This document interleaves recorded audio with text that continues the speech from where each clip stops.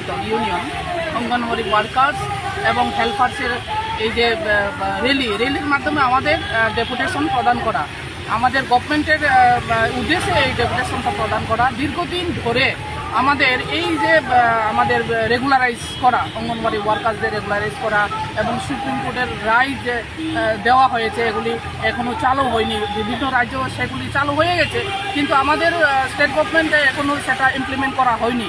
তো ওই পরিপ্রেক্ষিতে আমরা আজকে এই দুর্যোগপূর্ণ আবহাওয়ার মাধ্যমেও আমরা বিভিন্ন প্রান্ত থেকে, বিভিন্ন জেলা মহকুমা থেকে আজকে অঙ্গনওয়াড়ি ওয়ার্কার এবং হেল্পারসরা এখানে উপস্থিত হয়েছেন।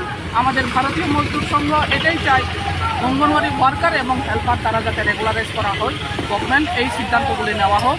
আর গ্র্যাজুইটি যে আমাদের সুপ্রিম কোর্ট যে রায় দেওয়া হয়েছে এটা অতি সত্বর অবিলম্বে এটা যাতে লাগু করা হোক, তার জন্য প্রয়োজনীয় পদক্ষেপ সরকার গ্রহণ করা হোক। এই কারণে আজকে এই র্যালির মাধ্যমে আমাদের সেক্রেটারি মহোদয়ের কাছে আমাদের এই ডেপুটেশন প্রদান করা।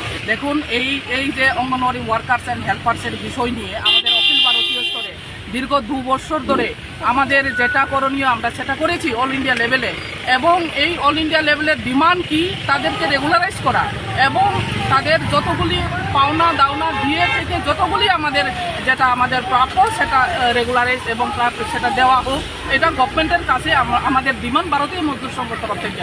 এবং প্রত্যেকটা শুধু আমাদের ত্রিপুরা রাজ্যে নাই, বিভিন্ন রাজ্যগুলিতে সেগুলি কিন্তু ইমপ্লিমেন্ট অলরেডি হয়ে গেছে।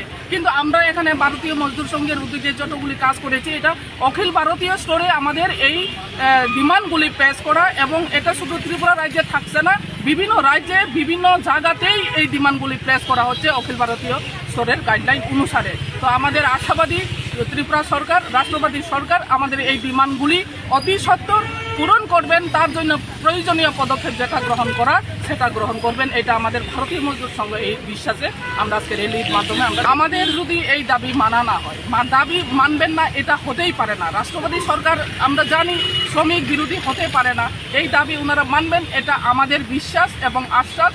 ওনারা আমাদের এই দাবি মানবেন এবং যত প্রয়োজনীয় যদি উদ্যোগ নিতে হয়, প্রয়োজনীয় পদক্ষেপ যদি নিতে হয়, তার জন্য গভর্নমেন্ট যা যা দরকার সেটা নেবেন, এটা আমাদের বিশ্বাস এবং আশ্বাস। আর যদি আমাদের এই ডিমান্ডগুলি যদি ফুলফিল না হয়, আগামী দিন আমরা গণতান্ত্রিক পদ্ধতিতে আমরা ভারতীয় মজদুর সংঘের উদ্যোগে যেটা করণীয় আমরা সেটা করব।